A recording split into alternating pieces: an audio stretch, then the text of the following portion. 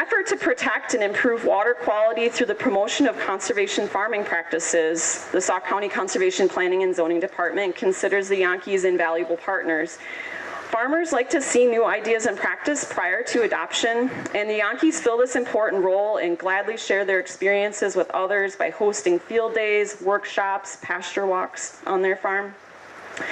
And that's exactly what we're going to do today. We're going to learn from their experiences and hopefully share that with others.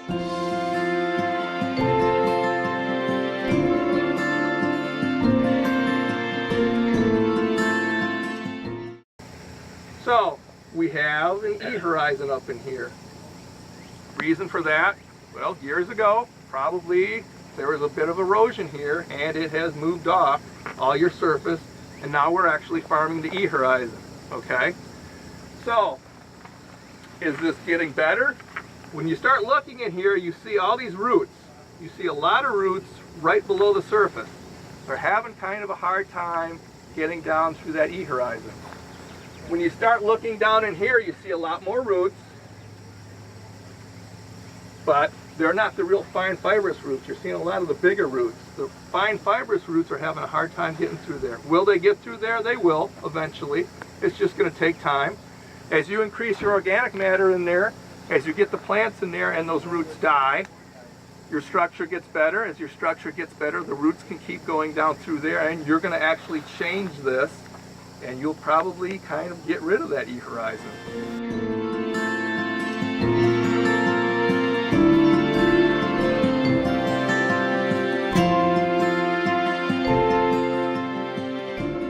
What do you see on the back board here? Look at all the particles from that water that are splashing off onto the back board.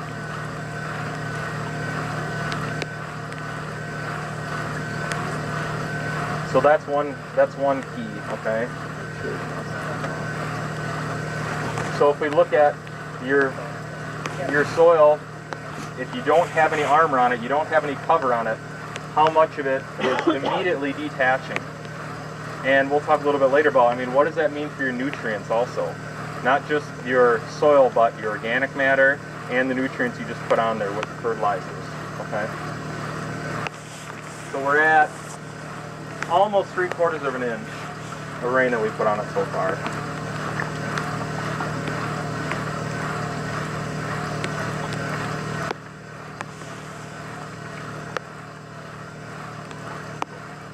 So we think about, not only is the water, that runs off here going into the pans, but there's also the pans are about almost 2 inches thick. So think about what water is or is not going down in that pan also, okay?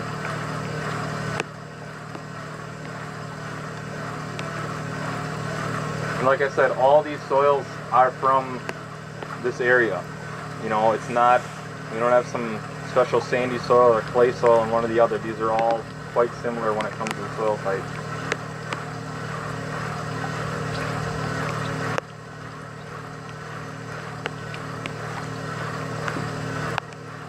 The reason some of this is smashed down on that one is taking these soil pans out. Sometimes, obviously, that is going to look actually more so like the living ones up there. But once you take them out, you cut the roots out and they start decomposing. So. But you're not changing the soil structure really, okay?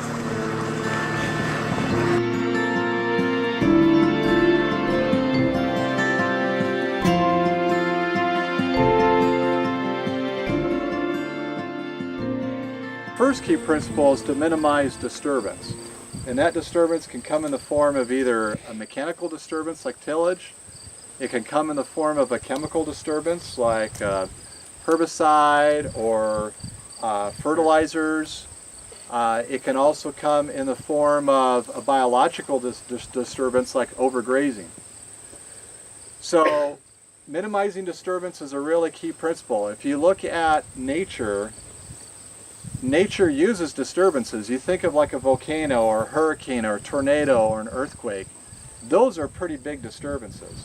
But they usually happen over a very short period of time. They're not always ongoing in the same spot year after year after year.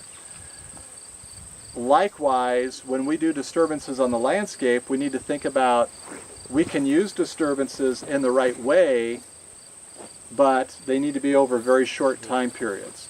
So if we were to use fertilizers or chemical applications or anything that could disturb the ground, we want to look at minimizing the disturbance as much as possible, and especially eliminating chronic disturbances. So if we're tilling 3-4 times a year, we need to find ways to rein back on that so that maybe we're only tilling once a year, so that we allow the system to start to heal itself.